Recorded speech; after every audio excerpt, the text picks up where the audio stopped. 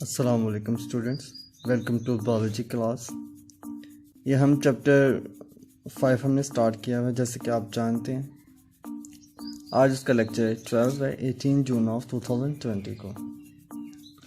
तो हमने M phase start की हुई है, उसकी कैरियोकाइनेसिस को हम मुकम्मल कर चुके हैं। और उसकी जो लास्ट स्टेज थी एनाफेज के बाद टीलोफेज, तो वो प्रोफेज का रिवर्सल है। तो उसका मैंने कहा था आपने उसको खुद से मतलब कि प्रोफेज का रिवर्सल लिख लेना, मतलब उसका अपोजिट है। प्रोफेज के इवेंट्स देखेंगे आप, तो उन इवेंट्स का अपोजिट लिखना है तो वो आप कर लेंगे और आपने कर भी लिया होगा और वो ठीक है, आपने उसको वहाँ से कर लेना है। तो एम फेज कैरियोकाइनेसिस हो गई। उसके बाद अब बारी है साइटोकाइनेसिस की। तो हम देखते हैं कि साइटोकाइनेसिस क्या है और कैसे होती है। तो सबसे पहले cytokinesis is the physical separation of two daughter cells. तो कैरियोकाइनेसिस तो था, उसमें क्रोमोसोम ऑपोजिट पोल तक पहुंचते हैं, मतलब वो एक किस्म से आप कह सकते हैं कि डिवीजन ऑफ न्यूक्लियस है। तो साइटोकाइनेसिस है physical separation of two daughter cells, मतलब अब टू डॉटर सेल्स जो है वो फिजिकली ठीक है एक दूसरे से सेपरेट हो जाएंगे।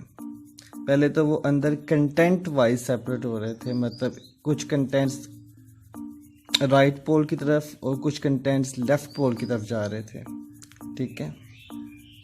और कोई फिजिकली सेपरेशन नहीं थी।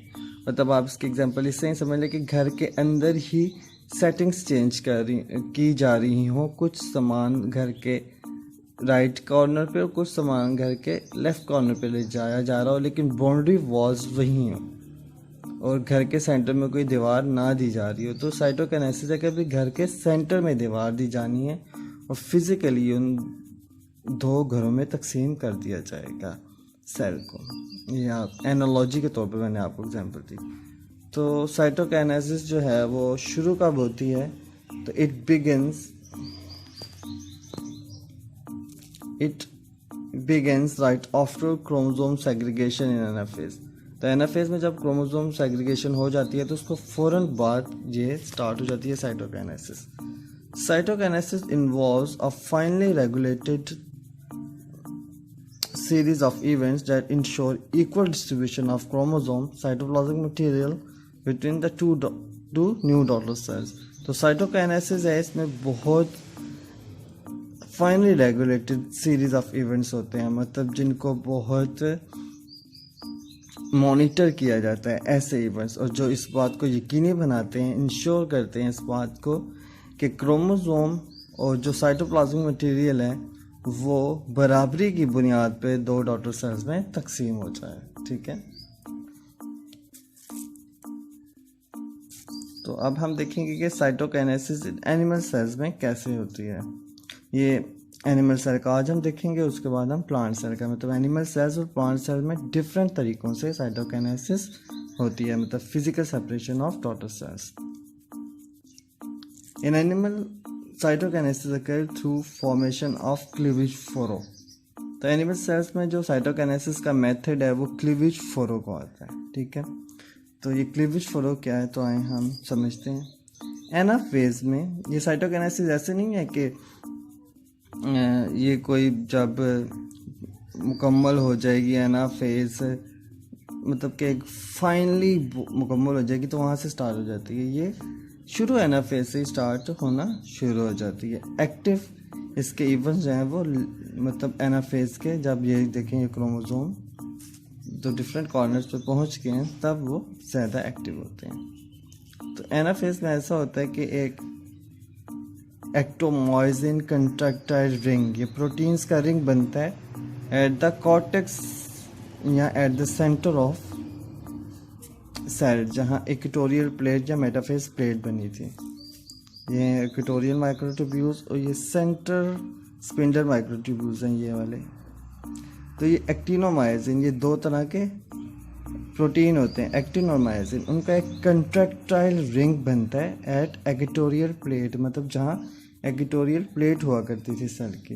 कंट्रैक्टाइल का मतलब होता है ये सुकड़ सकता है। तो एनाफेज के बाद अर्ली टीलोफेज में जब टीलोफेज स्टार्ट होती है, जिसका आपने जो रिवर्सल होती है प्रोफेज का, तो ये कंट्रैक्टाइल रिंग है ना। अब ये एक्टोमायोसिन रिंग जो है, तो ये कंट्रैक्ट होता है, जोर लगाता है अंदर की तरफ। तो ये प्लाज्मा मेम्ब्रेन जो है ये ऐसे, ये इस तरह रिंग, ये जो रिंग है देखिए, ये रिंग कंट्रैक्टाइल है, ये ऐसे इस तरह, ये जो उंगलियां मेरी दो मेल रही हैं, इस तरह जोर लगाएगा, कंट्रैक्ट होगा, तो ये जो प्लाज्मा मेम्ब्रेन है ये इस तरह पिंच हो जाएगी अंदर की तरफ और एक क्लीवेज फोरो बनेगी।